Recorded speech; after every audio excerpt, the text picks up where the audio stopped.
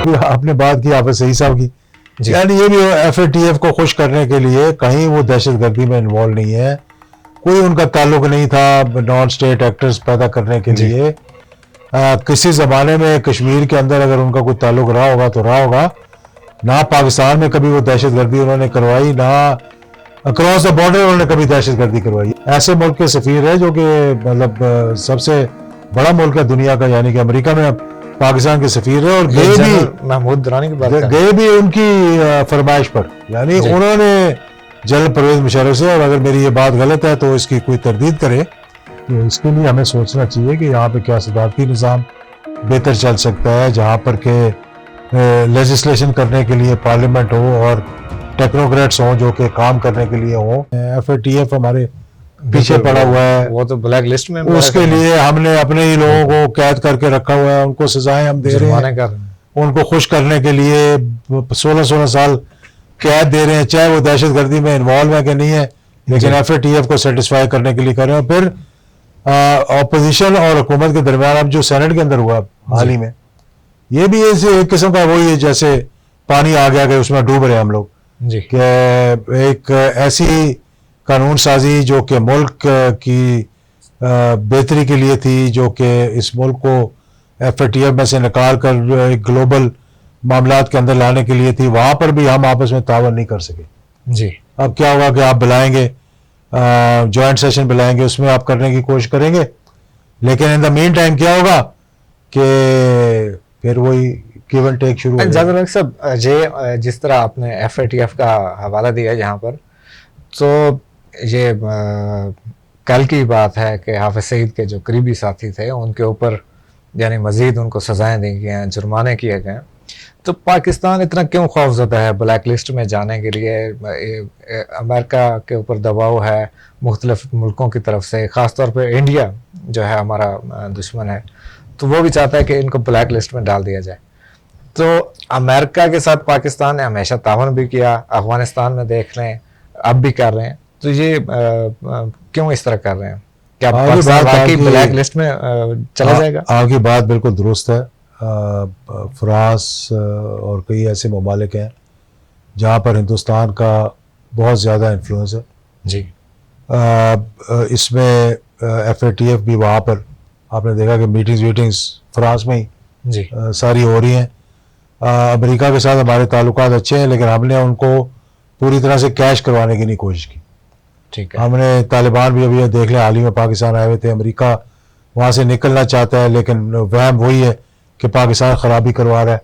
तो हमने सही तरीके से उसका क्रेडिट, क्योंकि अपने जो अच्छी चीज़ें थी हमने उनको भी जब खुद डिक्रेडिट करने की कोशिश की, डिसक्रेडिट करने की कोशिश की, जहाद अफगानिस्तान फॉर एग्जांपल जैसे हो गया, उसका हमने देखा ही नहीं कि कितनी फतवात हुई हैं, आपका मुल्क किस तरह से आगे जा सकता था, बिल्कुल, और आप ट्रैप हो गए उनके मामलात के अंदर।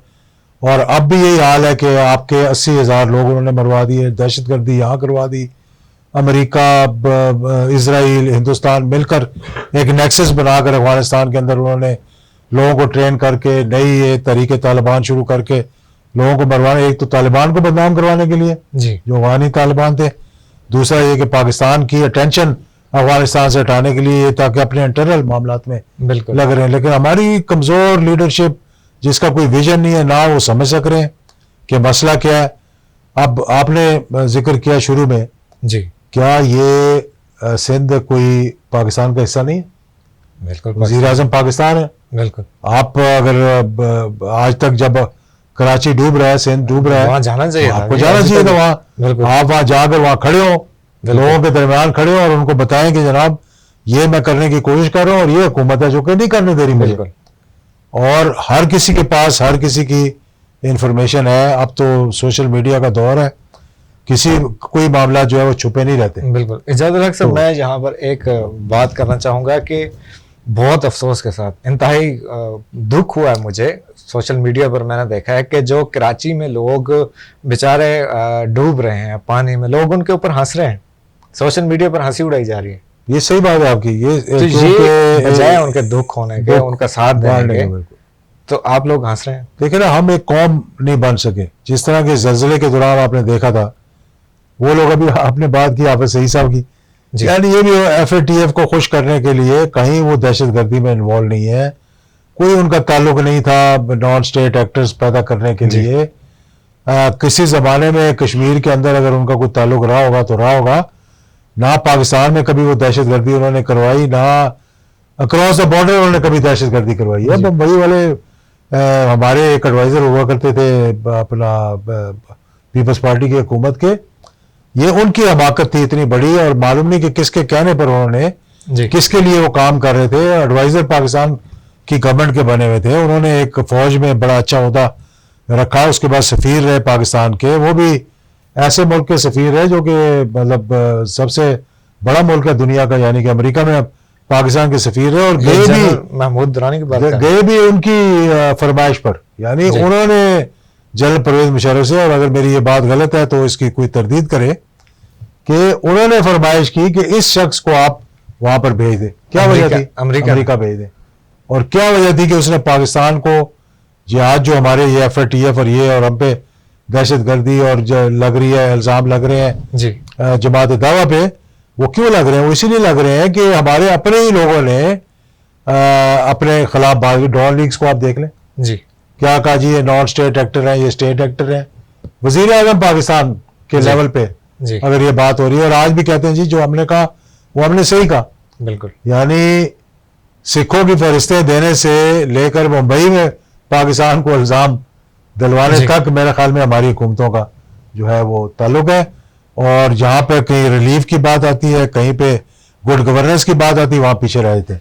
और अब भी सियासत खेली जा रही है कराची के मामले पे, क्योंकि हुकूमत के जो वज़रा और गवर्नर साहब हैं वो चाह रहे हैं गवर्नर जरूर लग जाए ताकि सारे इख्तियारात मेरे पास आ जाए, तो उनकी लूट मार जो है वो उनके हिस्से से हटाकर इधर लाई जाए। बिल्कुल। तो इसमें हुकूमत को भी चाहिए कि वो अक्ल से काम ले, और सिंध हुकूमत को भी चाहिए कि वो अक्ल से काम ले। अब वो महदूद हो चुकी है इंटीरियर सिंध तक जी। ये। इसके बाद पीपल्स पार्टी का मुझे तो कोई फ्यूचर भी नज़र नहीं आ रहा कि जहाँ पर वो बच्चे बैठकर CM को इंस्ट्रक्शंस देंगे और फैमिली के मेंबर बैठकर वहाँ पर भत्ते लेंगे और हुकूमतें चलाएंगे, तो फिर हुकूमतें डिलीवर नहीं कर सकती। अब मुराद अली शाह ठीक है, एक इंटेलिजेंट आदमी, पढ़ा लिखा आदमी है, लेकिन वो मजबूर है कि बच्चों को जवाब देना पड़ता है, और जब वो मीटिंग कर रहे होते हैं तो बैठना पड़ता है, और फिर वो वहाँ पर आप लोकल बॉडीज़ के खिलाफ काम कर रहे हैं आप वहाँ पे, क्योंकि लोकल बॉडीज़ अगर नहीं एक्टिव होंगी तो वो कराची के मसाइल को कैसे हल करेंगे? बिल्कुल।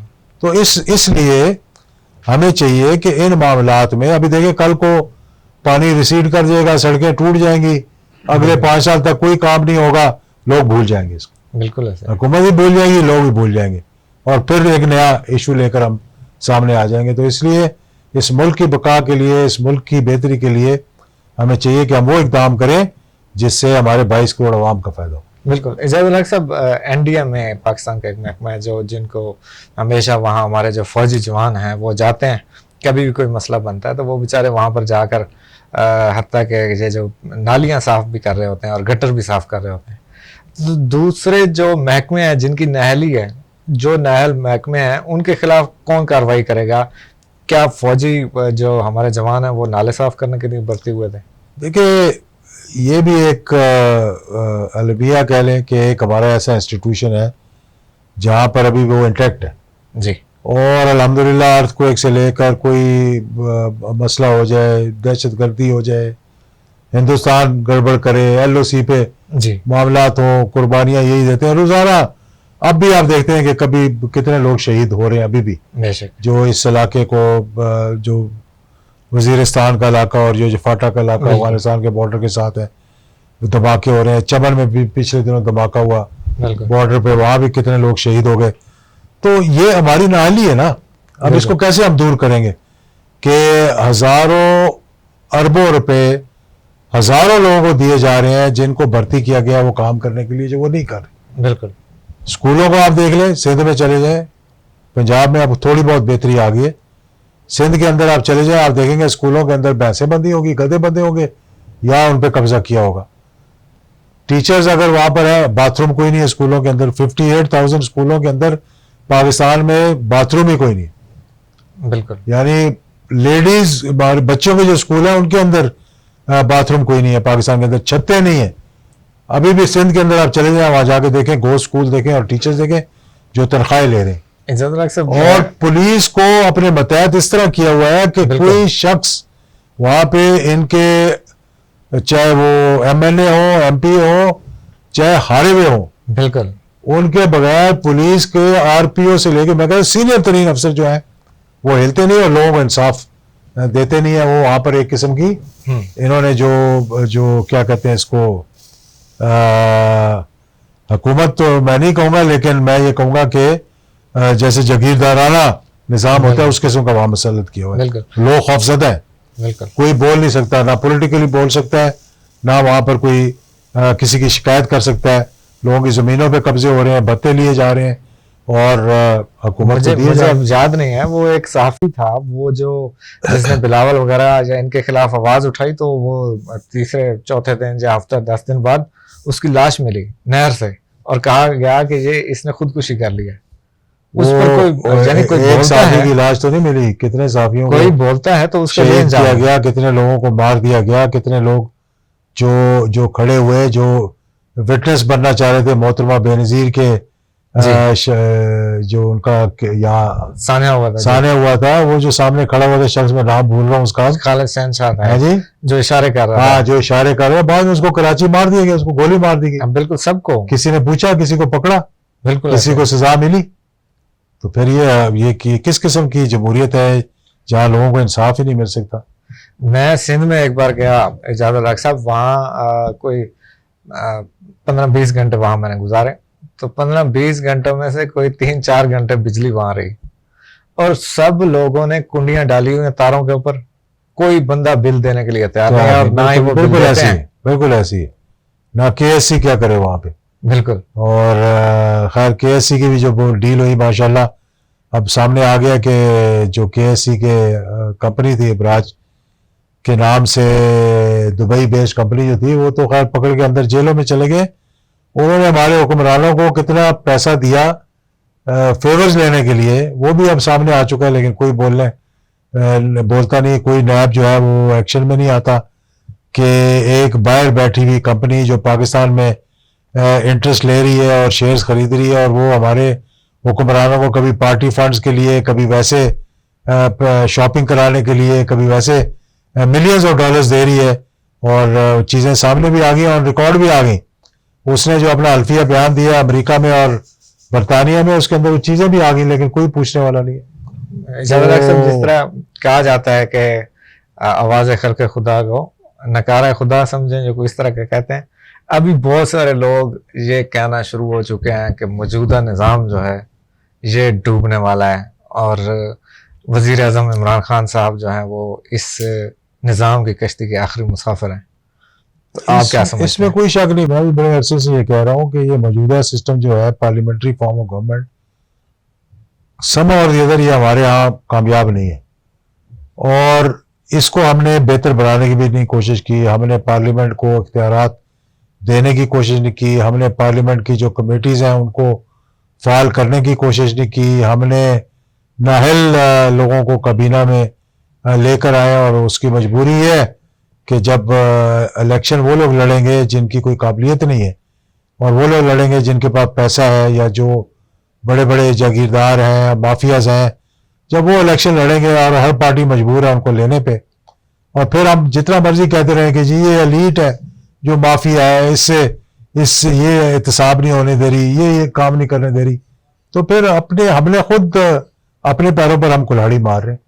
तो इसके लिए हमें सोचना चाहिए कि यहाँ पे क्या सदारती निज़ाम बेहतर चल सकता है, जहाँ पर के लेजिस्लेशन करने के लिए पार्लियामेंट हो और टेक्नोक्रेट्स हों जो कि काम करने के लिए हों।